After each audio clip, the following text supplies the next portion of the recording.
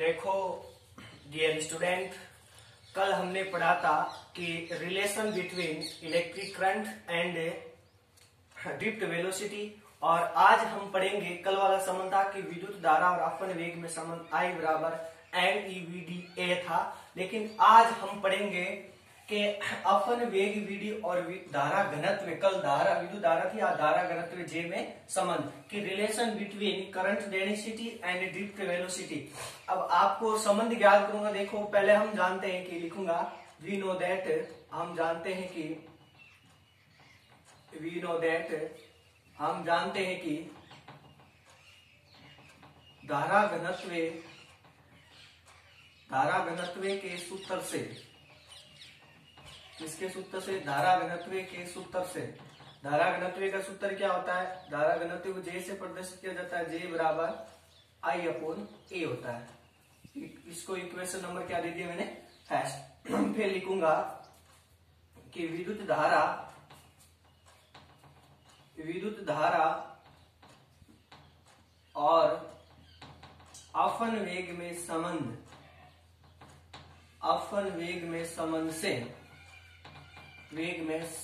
से, क्योंकि आपको किस किस में ज्ञात करना है संबंध?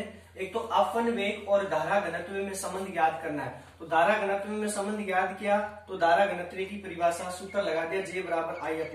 फिर अपवन वेग में ज्ञात करना। अपवन वेग कहां से आएगा? जब विद्युत धारा और अपवन वेग में संबंध से। अपवन वेग में संबंध क्या होता है? वो क्या होता है कि I बराबर NEVD, मतलब ये आप बेस में D है और A।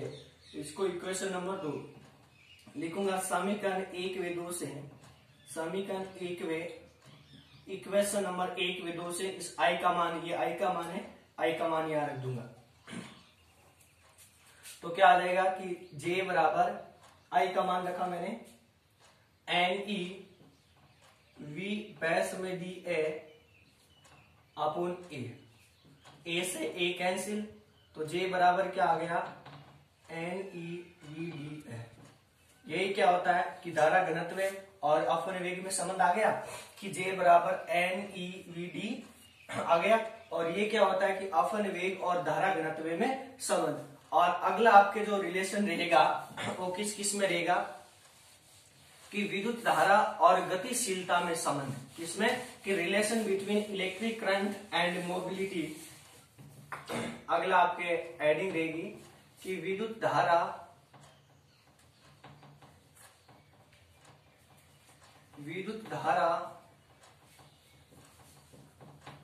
I व म्यू में संबंध, विद्युत धारा और गतिशीलता में संबंध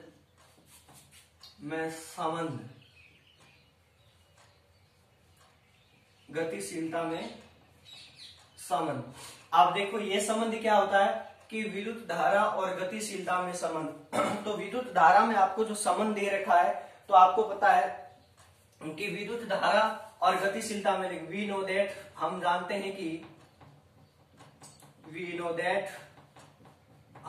हैं कि धारा घनत्व के सूत्र से,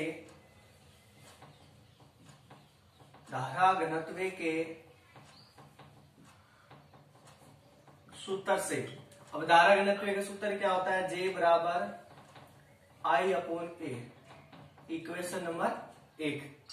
फिर लिखूंगा कि अपवन वेग के सूत्र से, क्योंकि गतिशीलता उसमें आती है, जिसमें संबंध ज्ञात करना है उसका आप ध्यान में रखते चले जाना कि जिसमें आपको संबंध ज्ञात करना है विद्युत धारा में, तो धारा आएगी। अब गतिशीलता किसके परिभाषा में आती है? अपवन वेग में आती है ना गतिशीलता, क्योंकि समानुपाती होता है। जो अपवन वेग होता है वो विद्युत क्षेत्र के समानुपाती। तो अपवन वेग के सूत्र से, और वो सूत्र क्या होता है कि VD बराबर म्यू E होता है। ये होता है कि VD बराबर म्यू E होता है।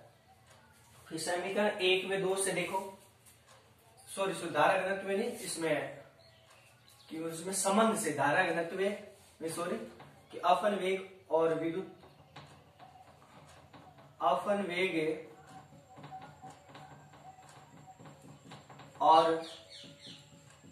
विद्युत धारा में संबंध से, विद्युत धारा में संबंध, क्योंकि संबंध किस में ज्ञात करना है, विद्युत धारा में ज्ञात करना है, तो विद्युत धारा वाला संबंध लूंगा। वो क्या होता है कि I बराबर NVDA। आगे बात समझ में, तो समीकरण नंबर 1 था, इसको समीकरण नंबर दे दिया 2। अब इस VD की जगह ये मान रख सकता हूं मैं, इस VD की जगह समीकरण 1 व 2 से, समीकरण 1 व 2 से इस VD का मान यहां रख दो, I बराबर NE कोष्टक म्यू ई। आगे समझ में, तो I बराबर म्यू ई अर्थात लिख सकता हूं जो विद्युत धारा होती है, वो विद्युत धारा होती है, वो गतिशीलता के क्या होती है, समानुपाती होती है। लिख सकता हूं कि विद्युत धारा होती है, और जो विद्युत धारा है वो गतिशीलता के क्या होती है, समानुपाती होती है। और अगला आपके जो नेक्स्ट टॉपिक आएगा वो आएगा आपके ओम्स लॉ। एक जर्मनी वैज्ञानिक था ओम्स, साइमन ओम ने एक संबंध दिया था, उसी के आधार पर, उसके नाम के आधार पर ही उसका नाम क्या रख दिया, ओम नियम। क्या रख दिया गया, ओम नियम। अब ये ओम नियम क्या होता है कि एक जर्मनी का वैज्ञानिक था साइमन जॉर्ज ओम, उसने क्या किया, एक प्रयोग द्वारा प्रयोगशाला में एक प्रयोग किया था। माना उसने एक ये चालक तार माना कि माना चालक तार आपका पास AB है, इसकी लंबाई आपके पास कैपिटल L है, इसका क्षेत्रफल आपके पास क्या है, A है क्या है, और एक समान ताप में उपस्थित है।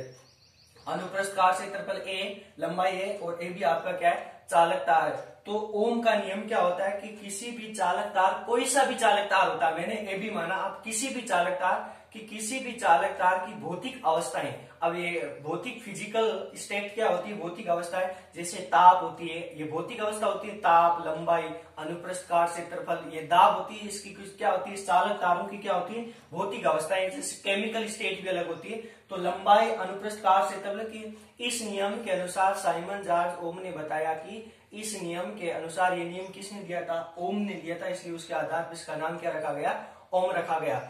ये जर्मनी का वैज्ञानिक था। इस नियम के अनुसार किसी भी चालक तार की भौतिक अवस्थाएं, भौतिक अवस्था के क्वेश्चन में लिखोगे दाब, ताप, लंबाई आदि अपरिवर्तित रहे, क्या रहे, उसमें परिवर्तन नहीं रहे, तो उस चालक तार के सिरों पर, अब चालक तार के इसके सिरों पर उत्पन्न विभवांतर का मान लिया इस चालक तार में धारा कितनी प्रवाहित हो रही है, मेरे पास I प्रवाहित हो रही है। कितनी धारा, मैंने मान लिया इस चालक तार में धारा कितनी प्रवाहित कर रहा हूं, कितनी प्रवाहित कर रहा हूं, I धारा प्रवाहित कर रहा हूं। इनके सिरों पर उत्पन्न विभवांतर का मान कितना है, मेरे पास V है।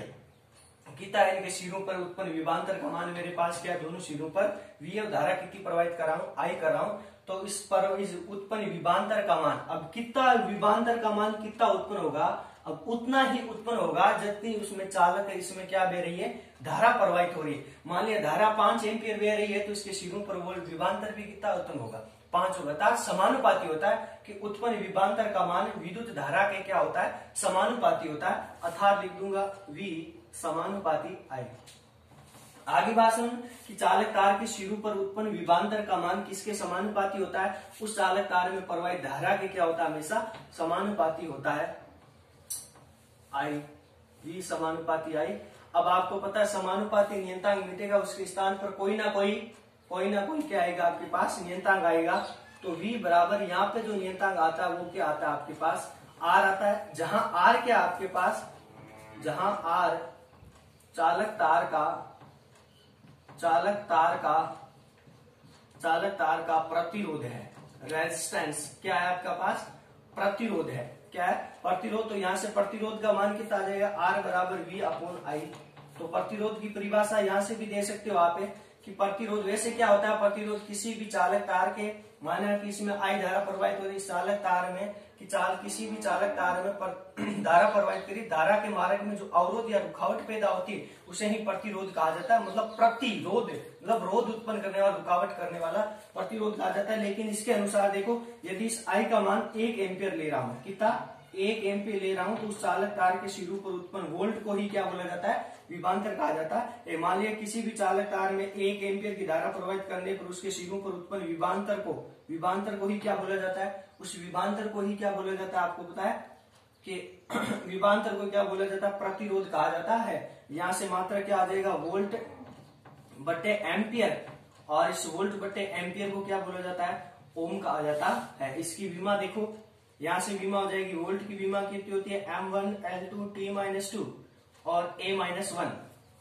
आगे ना वास्तव में। और विद्युत धारा की विमा क्या होती है, A1, तो इसकी विमा में क्या हो जाएगी, M1L2T-3, ये ऊपर जाएगी A-1 पहले से थी, ये ऊपर जाएगी -1, तो कितनी होगी इसकी विमा, यहाँ पे देखो प्रतिरोध की विमा कितनी हो जाएगी, M1L2T-3 और A-, तो ये क्या होगी प्रतिरोध की विमा। तो यही ओम का नियम होता है कि किसी भी चालक तार में धारा प्रवाहित करने कि किसी भी चालक तार की भौतिक अवस्था, दाब, ताप, लंबाई आदि अपरिवर्तित रहे अर्थात परिवर्तन नहीं रहे, तो उस चालक तार के सिरों पर उत्पन्न विभवांतर का मान विद्युत धारा के समानुपाती होता है। और ये R जहाँ समानुपाती प्रतिरोध है, और इस प्रतिरोध की परिभाषा क्या हो गई कि किसी भी चालक तार प्रवाहित धारा के मार्ग में उत्पन्न अवरोध को क्या बोला जाता है, प्रतिरोध कहा जाता है। इसका मात्रा वोल्ट बटा एम्पीयर या ओम होता है, और इसकी विमा M1L2T-2 और A-3।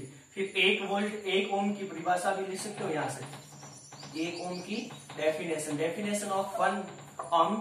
1 ओम की परिभाषा कितनी हो जाती है कि यदि इस वोल्ट का मान, विभव का मान एक किसी भी चालक तार में धारा प्रवाहित कर 1 एम्पियर की धारा प्रवाहित करने पर, कितनी एम्पियर, 1 एम्पियर की धारा प्रवाहित करने पर उस चालक तार के सिरों पर कोई 1 वोल्ट विभवांतर उत्पन्न हो, तो उस चालक तार का प्रतिरोधी क्या कहलाता है, 1 ओम कहलाता है। R बराबर V/I, V का मान 1, I का मान 1, तो R बराबर कितना हो गया, 1 ओम। तो किसी भी चालक तार में 1 एम्पियर की धारा प्रवाहित करने पर, इसमें 1 एम्पियर धारा प्रवाहित करने पर उसके सिरों पर उत्पन्न विभव का मान भी कितना होना चाहिए, 1 हो, तो उस प्रतिरोध का, उस चालक तार का प्रतिरोध क्या कहलाता है, 1 ओम कहलाता है।